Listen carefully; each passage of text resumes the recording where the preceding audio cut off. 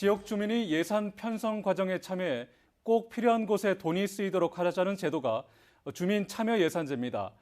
그런데 주민이 아닌 공무원들이 이 예산을 마구 쓴 사실이 감사원 감사에서 드러났습니다. 일선 구군과 산하기관 공무원들이 주민참여 예산제도에 부당하게 개입한 사실도 대구 MBC 취재 결과 확인됐는데요. 특히 대구시설공단은 감사원 적발에도 대수롭지 않게 있다가 취재가 시작되자 뒤늦게 대구 시민에게 사과했습니다. 한태현 기자의 단독 보도입니다.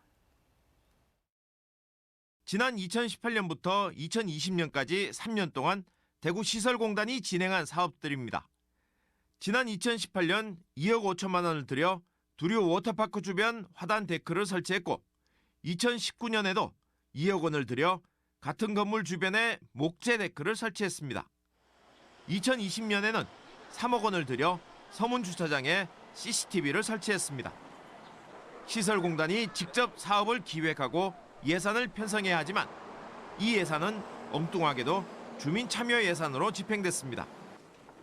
이 사실은 대구시설공단이 주민참여 예산제에 주민인 것처럼 가장하는 수법으로 부당 개입해 예산을 마구 사용하다 감사원 감사에서 드러났습니다. 부당 개입하다 적발된 사업은 지난 2018년부터 2020년까지 40건에 34억 2,900만 원에 이릅니다. 대구시설공단 전 이사장 김모 씨는 주민참여 예산을 따내기 위해 직원과 직원 가족, 직원 지인까지 동원해 조직적으로 주민참여 예산을 따냈습니다.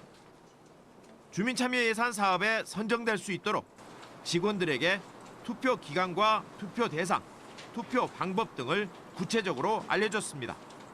대구시설공단은 주민참여 예산제도 운영 조례가 바뀌기 이전인 2018년 이전에도 이 같은 행위를 한 것으로 드러났습니다. 저희가 필요하다고 생각되는 것들에 관해가지고 의견을 제안을 해서 예산을 땄던 부분들은 있습니다. 대구시는 지역 주민이 예산 편성 과정에 직접 참여해 지방 재정의 투명성과 책임성을 높이고 꼭 필요한 곳에 돈이 쓰이도록 지난 2015년부터 주민참여 예산제를 시행하고 있습니다. 오는 2023년 집행할 예산은 190억 원. 해마다 예산은 늘고 있는 추세입니다. 그런데 공무원들이 부당 개입하는 사례는 끊이지 않고 있습니다. 지난 2020년 4월에는 수성구청 공무원이 수성구 의원들에게 주민참여 예산에 사업을 신청하도록 휴대폰 문자를 돌리다 물의를 일으켰습니다.